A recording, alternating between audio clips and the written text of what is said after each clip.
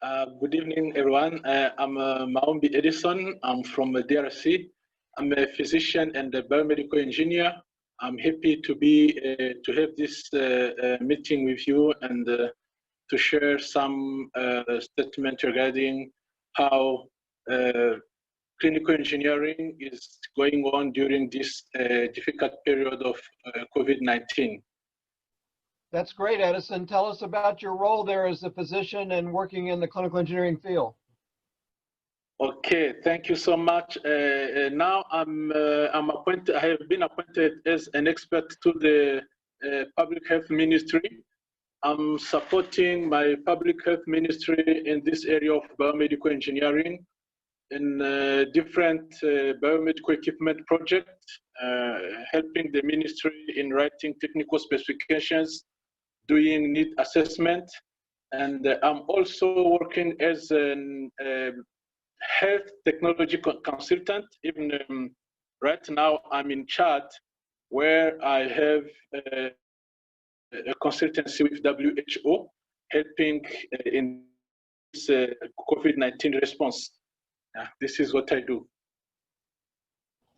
Give us an example of how that turns out to work out every week. What are some of the things you get to do every week?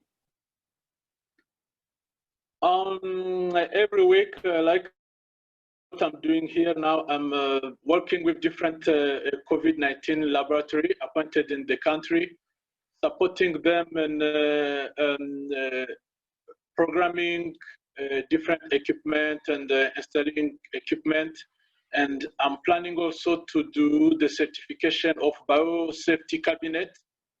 And I'm supporting at the technical side, and even we are working on different side on oxygen, how to increase the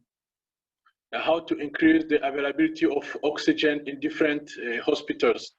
So I'm working there as a biomedical engineer to support all the matter regarding the biomedical equipment. When there are new equipment, I support in installation. Even I'm conducting some trainings, how to use safely equipment and how to maintain this equipment.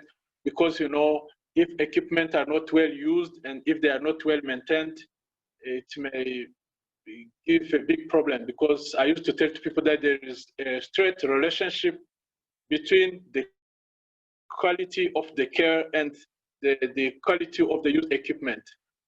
Yeah, in summary, this is what I'm doing here. But in my country, I have been also doing the same job. Before I leave, I did the needs assessment in different hospitals, and even I supported in one training how with the anesthetist technicians, how to use different equipment like ventilators or oxygen concentrators. This is what I did, and then I went to Chad. Now I'm supporting with WHO in this matter. Thank you. Well, it's very powerful to have a physician that also has the engineering skills that you have, you know, in any country, but it's particularly powerful. I know there in DRC. Do you is there a network of clinical engineers? Do you know some of the other practitioners in your country? Yeah, in my country, actually, we have biomedical technicians, but you know, this area of biomedical engineering, we don't have schools where people can learn biomedical engineering, the real biomedical engineering. But we used to train some biomedical technicians, and still there are some problems because the way they are trained is, it needs again some more things to improve so that they can really respond to the need. But anyway, they are being used, especially in this period of COVID-19. Everyone now is convinced that the hospital cannot run without biomedical engineers or clinical engineers.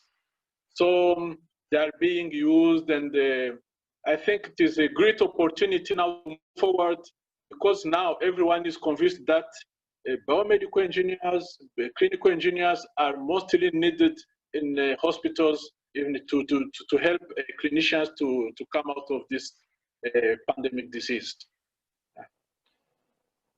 How can CED help DRC the best over the next year? I know, you know, we're working with WHO like you are. What do you think are some of the ways that we might be able to help you? I think what is going on now. I have been in touch with some health ministry representatives, and we are planning now to move forward and to give the real place to biomedical engineers, because, you know, most of time biomedical engineers, they are not seen as like other health professionals. So they are taken like technicians. They call them when the equipment are not working. But I think now we are talking. We are trying to see how biomedical engineers can be involved in all decisions making, from the starting of the process up to maybe the disposition of the equipment. So we are talking with some representatives, and hopefully we think that in coming years, maybe we may have even a strong association, and we may do many things, but it is not easy, because most of time administrators and some other people in different hospitals, they don't, till now they don't understand what is the need, what is the use of biomedical engineers. Maybe we think that we can also get support in this sensibilization, maybe providing us some ways how we can how we can do to make people understand that it is very important to work with biomedical engineers if you want the quality, the good quality of care. This is what we are planning to do. And we are in touch with some biomedical technicians who are already in the country. And even there are some NGOs who are coming to train technicians, like UMATEM and Médecins Sans Vacances. They used to come to train technicians. And I think we have a good plan. We hope that in the future, I think no one will be asking who is biomedical engineer. We think everything will move smoothly only. Yeah. This is a very important story that you're telling, Dr. Maombi, and I love the story because you yourself are both well positioned in the Ministry of Health. You're well positioned with WHO. It takes all of us working together as partners with NGOs like Humatem and IFMBE CED. It takes all of us working together. So I hope you will continue to tell us your progress. I hope you continue to tell us your needs, and maybe we can partner with you for specific trainings. I know you've been a faithful attender of many of our competency and COVID-19 webinars with WHO this year. So I'm hopeful we can, you're moving ahead. We hope we can help you keep moving in the direction that you want. Yeah, of course. I appreciate your help, because even personally, I have been thinking how to introduce. You know, there is something which is not working at all in Africa. Well, let me say in most of countries in Africa, most of time we have equipment, but there is no plan how to check the quality or the proper use of those equipment. So the quality control is missing. That's why most of time equipment are coming, they can be used, but the results given from this equipment sometimes are not the good result, because there is no calibration process, there is no certification, there is no quality control. So I'm thinking that if we move forward in that area also, it can improve so many things, because physicians, they know, okay, we need this kind of equipment. They will buy the equipment, and they will use it until the equipment broke down.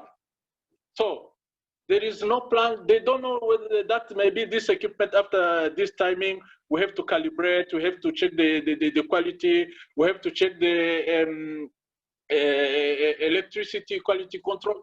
So there is so many things, and I'm planning something like that.